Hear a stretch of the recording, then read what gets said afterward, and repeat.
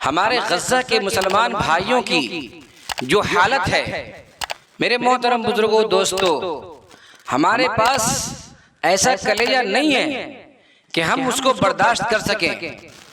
जो वीडियोस वहां से मंजर आम पर आ रही है, शायद अगर किसी के पास इंसानी दिल होगा तो वो महज इंसान होने की बुनियाद पर भी उस वीडियोस को, उस फोटोज को नहीं देख पाएगा। हमारे मासूम प्यारे बच्चे भूख से मर रहे हैं, प्यास से तड़प रहे हैं। मेरे मोहतरम बुजुर्गों, दोस्तों, किस तरह से उनको तड़पाया जा रहा है, किस तरह से उनको भूखा मारा जा रहा है। तारीख इंसानियत में ऐसी मिसाल शायद उबैद ही मिलती है।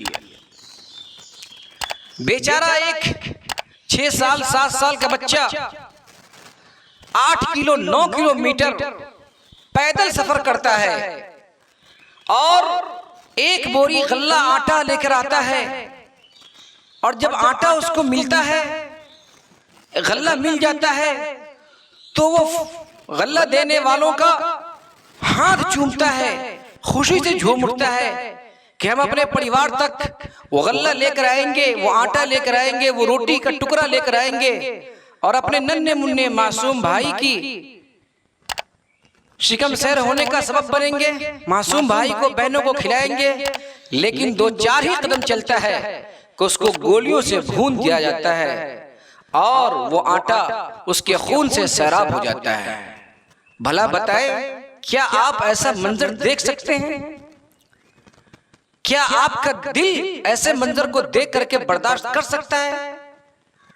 लेकिन वाह अफसोस, 57 इस्लामी ममालिक के जो सुल्तान हैं, जो सरबराह हैं, जो बादशाह हैं, जो अजीम लीडर हैं, वो किस ख्वाब गफलत में सोए हुए हैं, वो अल्लाह ही बेहतर जानता है। कल क़यामत के दिन अल्लाह के यहाँ क्या मुंह दिखाएंगे, मुझे नहीं मालूम कि कल क़यामत के दिन वो क्या जवाब दे होंगे। मेरे मोहतरम बुजुर्गों, दोस्तों, यकीन जान लीजिए, जो बच्चे की भूख से मौत हो रही है, जिस जवानों की भूख से मौत हो रही है, उसकी जो फोटोज आती है, उस फोटोज को देख करके ऐसा लगता है कि जैसे एक डॉक्टर के चैम्बर के अंदर, डॉक्टर के घरों मकानों के अंदर जो एक तस्वीर लगी होती है और उस तस्वीर में जो एक ढांचा बना होता है, जिस ढांचे के अंदर बदन के अंदर जो आज़ा हैं, फट्टी की हड्डी है, लीवर है और किडनी है, दिल गुर्दे हैं, क्या क्या चीजें जो दिखाई देता है।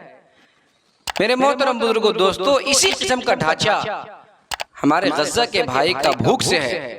सिर्फ उस पर से खाल हटा दिया जाए तो तस्वीर लेने की जरूरत बाकी नहीं रहेगी। इस किस्म का ढांचा है। याद रखिए मेरे मोहतरम बुजुर्गों, दोस्तों, इस कदर शिद्दत की भूख के बावजूद भी उन्होंने अपने ईमान का सौदा नहीं किया, उन्होंने अपनी गैरत को नहीं बेचा। वो भूखे दम तरप तरप करके जान तो दे रहे हैं, शहादत की मौत मर रहे हैं, अपनी जान जाने आफरी को सुपुर्द कर रहे हैं, लेकिन अपने मौक़िफ़ से राई के दाने के बराबर भी पीछे नहीं हट रहे हैं। ज़ेरे नजर वीडियो को आप मुलाहिज़ा फरमाइए।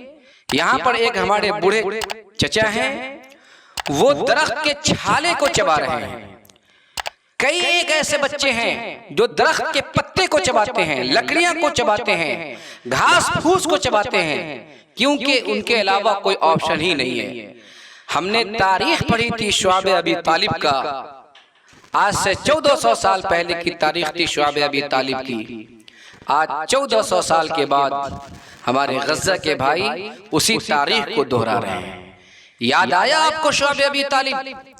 सन 7 नबवी की बात है, जब अल्लाह के रसूल सल्लल्लाहु अलैहि वसल्लम ने दीन की दावत देनी शुरू की और लोग इस्लाम कबूल करने लगे।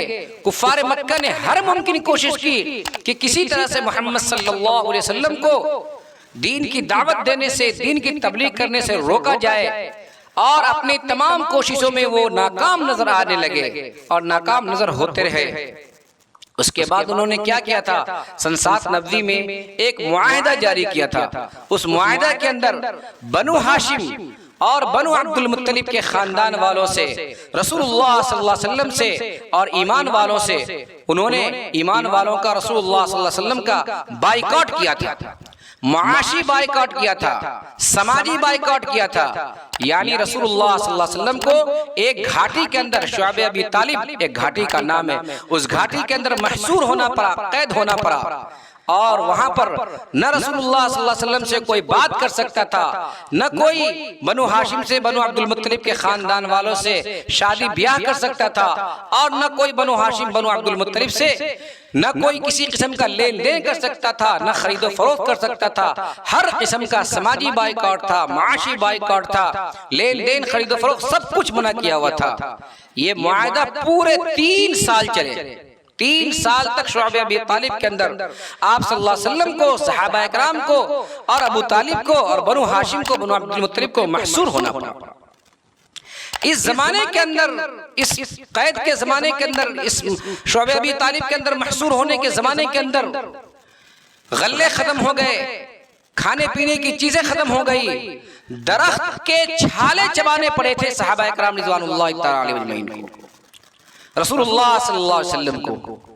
पत्तियां चबा चबा करके अपनी जिंदगी गुजारी है, लेकिन ईमान से सौदा नहीं किया है, ईमान से मुंह नहीं फेरा है। हत्ता के मेरे मोहतरम बुजुर्गों, दोस्तों, हर चीज की कुर्बानी देनी पड़ी, लेकिन वापस मुड़ करके नहीं देखा। यकीन जान लीजिए, 3 साल के बाद चंद कुफार के दिल नरम पड़े और उन्होंने इस पेशकश के खिलाफ अपनी आवाज उठाई। फिर अल्लाह तबारक व तआला का करम हुआ कि वो जो सहीफा जिसको टांगा गया था, जिसके अंदर मुआहदा था, उसको दीमक खा गया और फिर 3 साल के बाद शुआब अबी तालिब से वहां से निकले। अल्लाह तबारक तआला से कभी उम्मीद है कि अल्लाह तबारक तआला जालिम इसराइल को नस्तो नाबूद करेगा और हमारे भाई, हमारे फ़लस्तीनी भाई इंशाअल्लाह उनको उनके हुकूक मिलेंगे, हमारी मस्जिदें आज़ाद कराई जाएंगी और इंशाअल्लाह वहाँ खुशहाली आएगी।